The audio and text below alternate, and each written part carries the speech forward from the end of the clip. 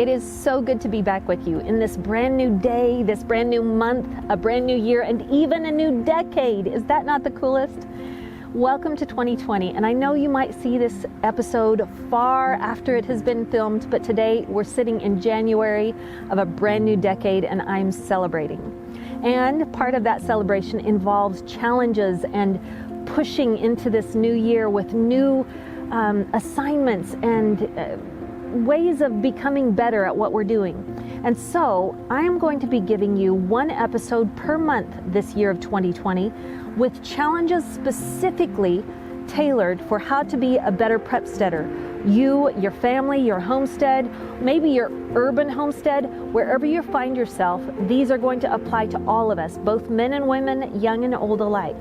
So stay with us in the next few minutes as we talk about our specific January challenges. I'll see you around the corner.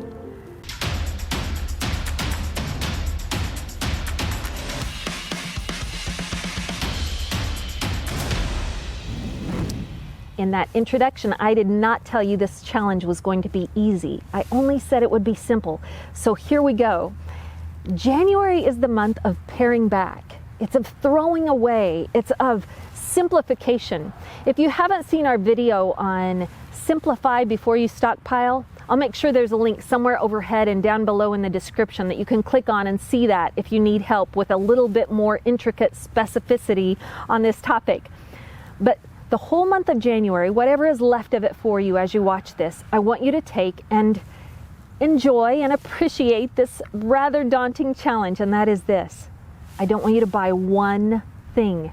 Not at the grocery store, not at Walmart, not at the dollar store, not anywhere. The only exception to this rule is going to be gasoline, because you're going to need to stop at the gas station probably to get some gas to be able to get to your work and back, or make your equipment run out in the fields, or whatever it is. You'll probably need gasoline. But I don't even allow myself the privilege of going into a grocery store to get even the necessities. So this is when I'm kind of already starting my wheels turning on what I am low on in my stockpiling and what I need to get more of in the future. I don't allow myself to even buy fresh milk and eggs, which are the first two things that always run out. And so appreciate them while they last. And then when they're over, use the powdered milk that you might have in the pantry, or use nothing and just go with water. This is a really good practice that's going to teach you more than I can explain here on this video. But I hope that you take this challenge and just notice what it does for you and your family. Also, a couple of years ago, this was the month that, since I didn't buy any toilet paper, I actually went to the extra degree of, I don't know what you want to call it, but taking note of exactly how many rolls of toilet paper I go through in a month. I think it's important for you to know that for yourself or for your family, because you might be surprised at how little you have thought about that for the future. If by chance something were to go awry and say you needed to go 3 months without being able to get any groceries, you might be thankful that you knew exactly ahead of time how much you go through in a month so you can prepare. That's getting a little bit too intricate though. So I'm just going to say, this is the month of simplifying. This is the month of don't buy anything. You've just been blessed probably at Christmas time with a whole lot of wonderful treats and leftovers. Let them go as long as they can, and then just go without for the rest of the month. All right, here's the next part of that challenge. I want you to start simplifying in each part of your home and farm and an urban homestead, or wherever you find yourself. For me, one of the things I do every January is I go through that top dresser drawer and I pull it out, and any underwear or any socks that have holes in them or just look worn out or tired, this is the time to throw them away. Now, if there are socks that are salvageable that just have a little hole in them, this is the time to learn how to sew that hole up. But if they're threadbare, yes, just throw them away. I'm also going to tell you to do this. Go through your closet and your chest of drawers, and if you have any clothing that still has tags on it, now, aside from Christmas gifts that you've received, but if you have clothing that has been in there for this past year that still has tags on it and not been worn, this is the time to sell it, or to give it away, or to donate it to Salvation Army. I will say 2 places that I sell online that I think are so helpful, and one is Poshmark. I sell all of my clothing on Poshmark, and we'll have a whole episode dedicated just to something along that line. But one of the ways of redeeming the value of that clothing is to sell what I don't use on Poshmark, and then let that be your little budget that allows you to buy other clothing that you save for yourself. Kind of replenishes that one little budget for clothes. But also Facebook Marketplace is a wonderful place to sell those kind of used items or things that still have a price tag on them that you just never even liked enough to wear the very first time. In case you're someone who doesn't have any worn out clothes that need sewn or donated or sold, here are some things that you can do that are just as important. Now, it's been Christmas for the last couple of weeks, and I'll bet you've ordered Amazon boxes that have come and put them out in your garage thinking you're going to use them because they're such handy boxes. Or perhaps you got a bunch of Christmas gifts that were in boxes. All of us probably have a stack of boxes somewhere in the house that needs burned. So I'm going to encourage you, this is the week. Go out, start yourself a little bonfire in the backyard, or perhaps you need to if you're in an urban area. Take that run to the dump and bring them everything that just needs cleared out of that storage shed or your garage, starting with all those boxes that are not necessary to be used. Also, the only ones who are exempt from this next one are those of you who live in Oregon or a state like this where plastic bags have now been outlawed at grocery stores, which I just think is really ridiculous. But if you live in the rest of the states where you have a huge amount of those plastic bags that you've kept thinking that you were going to use them one day, I'm telling you that that is going to disintegrate over time, just like those boxes in the garage. They don't last like they used to years ago. And so this is the time to go ahead and get rid of your extra storages of plastic bags and even plastic Tupperware or plastic ware that you've kept thinking, oh, it's going to be great for use under a plant to catch the water or something. Listen, you only need so many of those. And unless you have the full package with the perfect lid stored right with it, if that's not the case, get rid of it. It's just wasting your space. Also, anything that you have out back in some sort of a trailer that has been waiting to go to the dump, all that used metal, all those broken tools or farm implements, this is the time to get them drug out and put in some sort of useful use or over at the dump where they can definitely take your stuff and give you the clean space to work with in the year ahead. This is the month to do that. All right, moving on.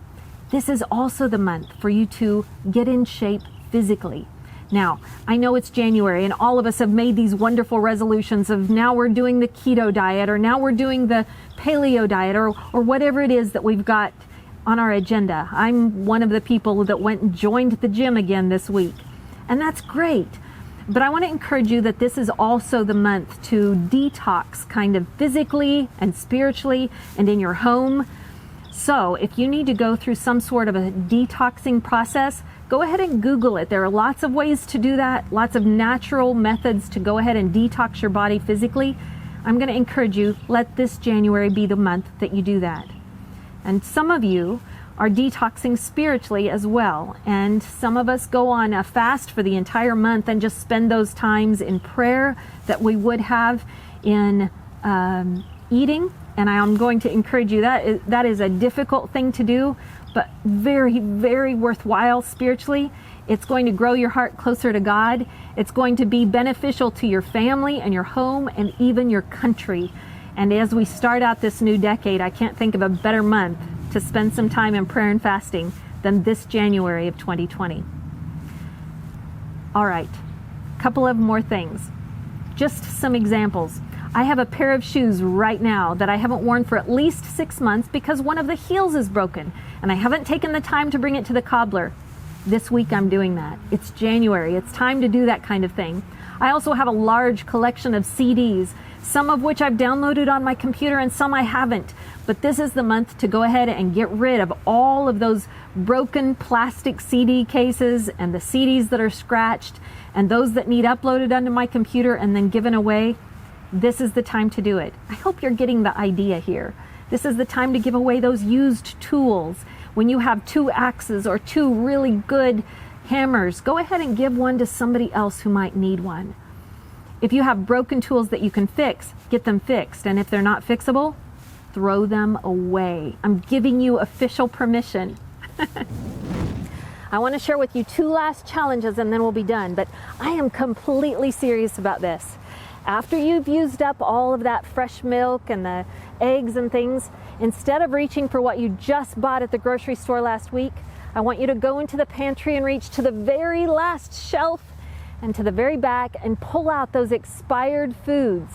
Now, we're going to have a different episode where we take a meticulous inventory of your pantry and make sure we get out all of the expired foods.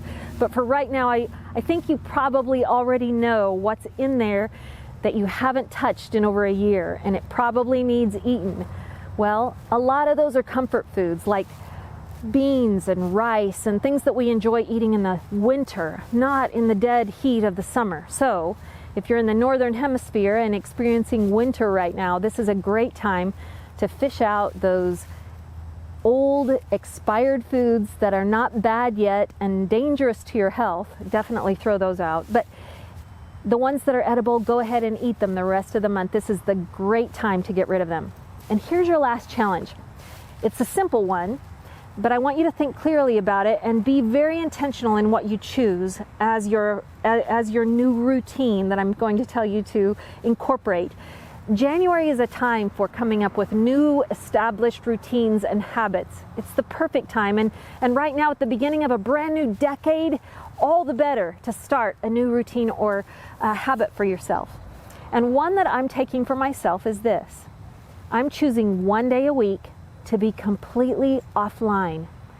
That means that I am not allowed to go on the internet at all. Not just no social media. I mean no YouTube videos. I mean no checking the weather and the news headlines and anything. I mean no email. Going completely offline. I've chosen Sunday as my day of the week. You can choose whatever day you would like, or you can have a completely different challenge. You may not be able to do that like I'm doing, but come up with some new challenges and routines and habits for yourself that are going to help you prepare for the days ahead.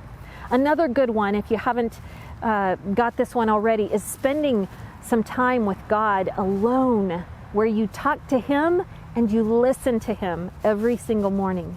That's a wonderful routine and habit to incorporate into your lifestyle right now. Another one that I've got this year is joining a co-op where 1 day a week I have to drive kind of across town a little ways to get to where I can get fresh, raw milk and dairy products from a farm that has allowed me to become part of their co-op.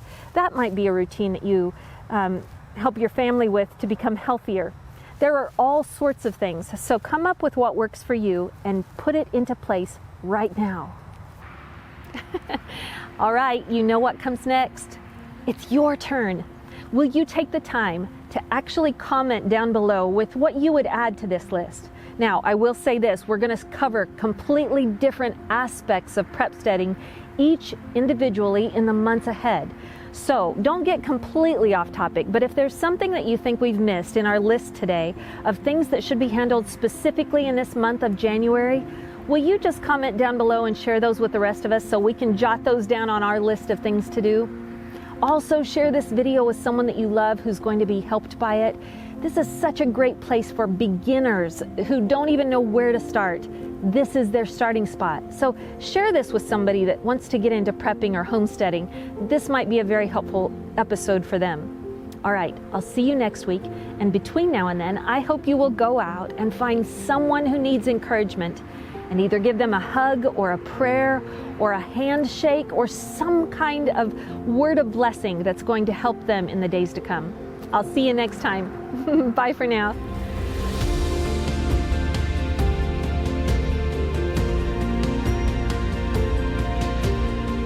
Hey, before you go, I would love to share with you just this quick bit of scripture out of Proverbs, chapter 22, and it's the very first verse that we're to remember.